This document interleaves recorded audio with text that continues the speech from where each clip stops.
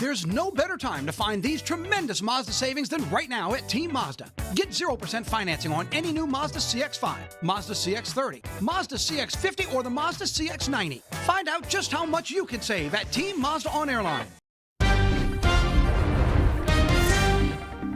What are you walking away from me now? I haven't done anything. Not yet. Exactly. That includes take a shower. Coming. No, it's not right. Oh, no. The man is hygienic. Yes, you smell delightful. I shower every Thursday whether I need it or not. Oh, no. Just on Thursday. Oh. We were talking a good shower today, maybe the sprinklers, running through them before you. You going to mow today, you said? Yeah, but I'm going to do it in the daytime when the kids are at school and the parents are working because Yeah. I'm mowing my bathing suit and it's not pretty. But that's hot! How considerate of you. Very He's demure. he's thinking of others. I am also going to be, I got to hit the lawn today too because I, like a lot of folks, haven't gotten the rain. Sure. Got that in the forecast from Jared and it looks like it's going to be. Now, if I mow, I won't get the rain. That's how it works. But I know if I don't, guess what shows up? Yeah, the rain, and then you're wet for 3 days. Well, something tells me y'all didn't get any rain yesterday. I got a tease. I got thunder day before yesterday and a little thunder yesterday. Yeah, that's and exactly it. right. Did you in Lafayette? No, I didn't. But all you have to do is break your lawnmower like me, and then you guys don't have to pour down rain. You don't have What's to. going on? What'd you do?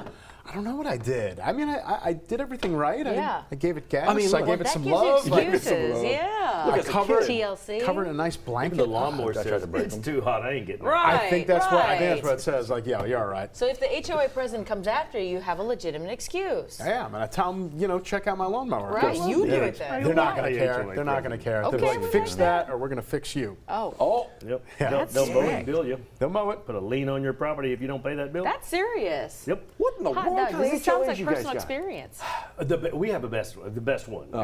It's others in the area that never mind. Man, it's not Turf wars around here. Oh, my, coming after I know. Okay, well look what you got right here. As the sun comes up over the big river, Yeah, that's heating up, man. A really, really good looking shot gorgeous, there. right? Absolutely. Beautiful. It's just going to feel a little bit on the hot side. Yeah. You A are little getting bit. Yeah, a little bit. What does it feel like outside, Jared? Unfortunately, it feels like the 90s already, Liz. Sir. So, yeah. So we tried to cool things down, but we didn't. Actually, look at the positioning. Isn't that nice? It actually almost looks fake. The sun is illuminating right behind our bug up there. It looks like it's perfect. Feels like 90 degrees. That doesn't feel perfect. Didn't feel that way yesterday. 100 degrees. That was the high temperature. No, that wasn't a record. But once again today, we're going to give that a run for its money. That's the reason why we've got the excessive heat warning in effect, and that means it could feel as bad as 110 to 115 at the high point of the day. Not if we can help it with a couple of early afternoon storms. The only problem is it might be too little too late. You look at the futurecast, and that's what the graph model is saying, that it will come in too late. We're already hit our daytime high in the early afternoon hours, and by the time the thunderstorms actually do develop,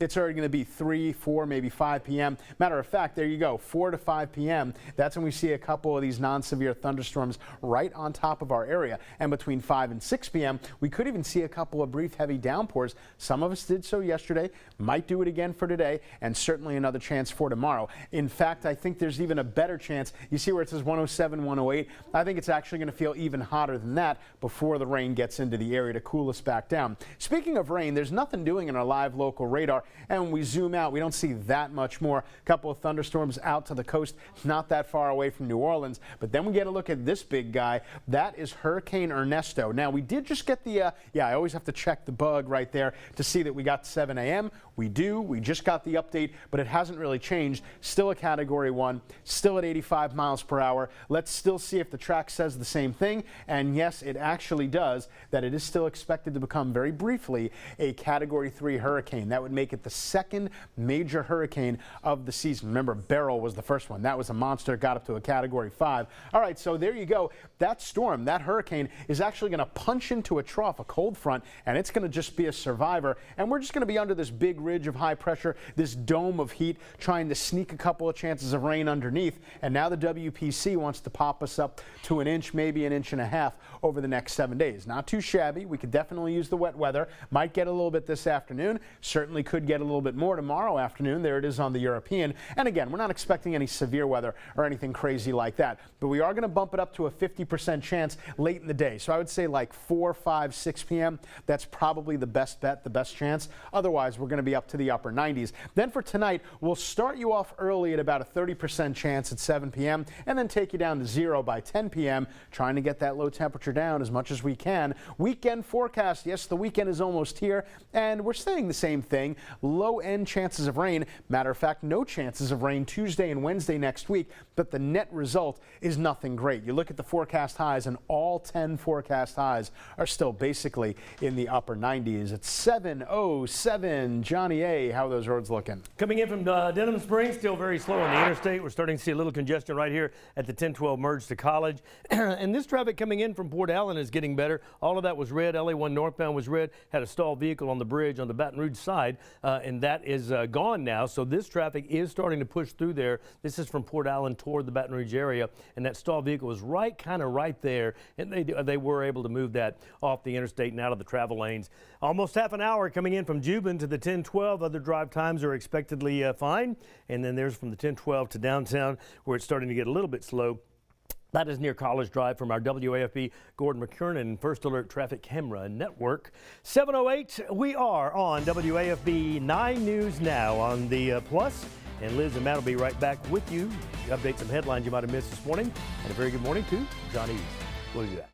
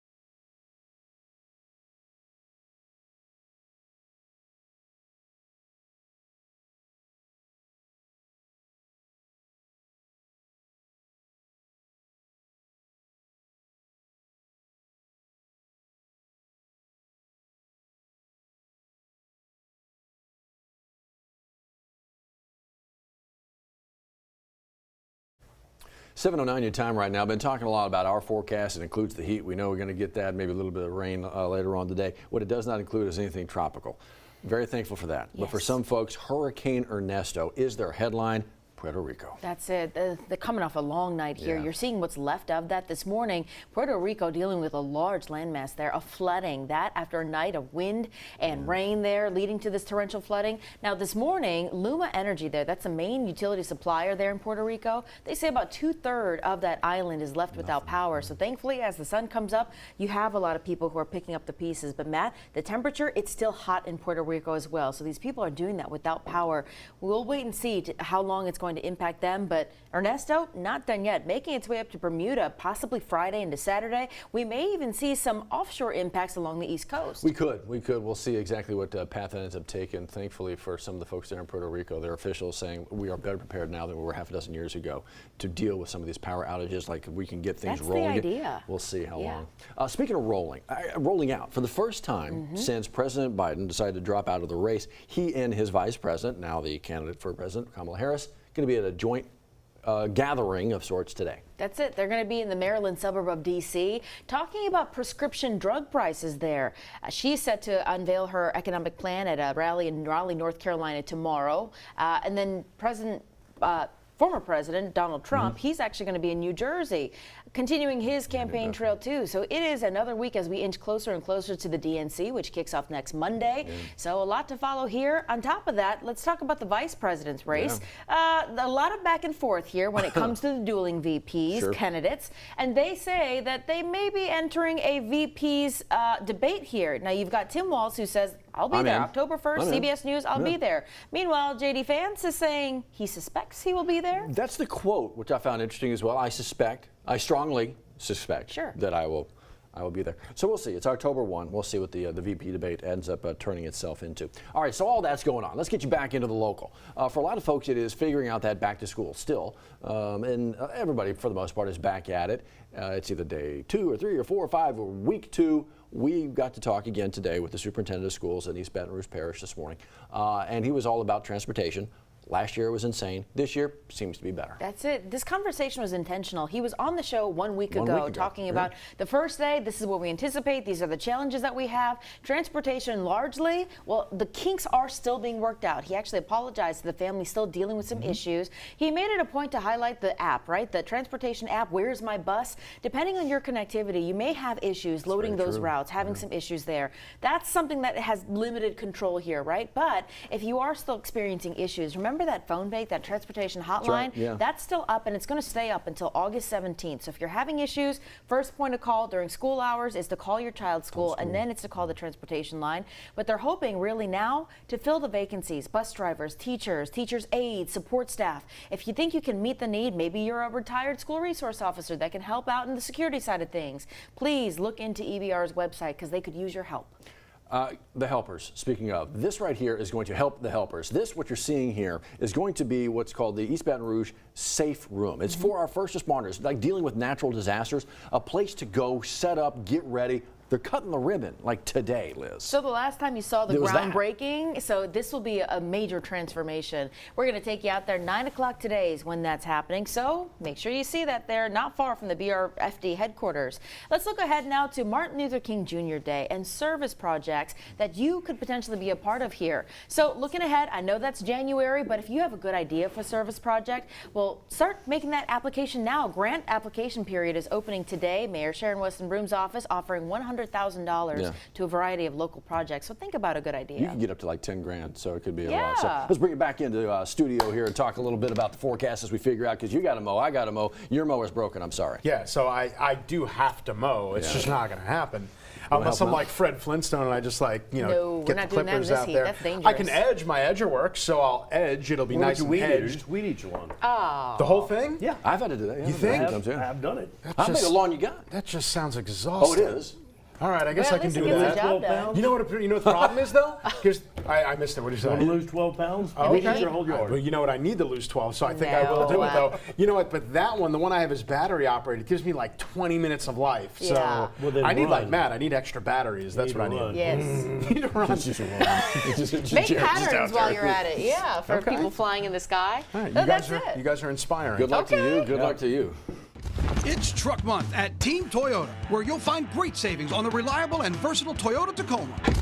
Or get 1.99% financing on the new Toyota Tundra or $3,000 customer cash. Don't miss these tremendous savings during Truck Month happening now at Team Toyota.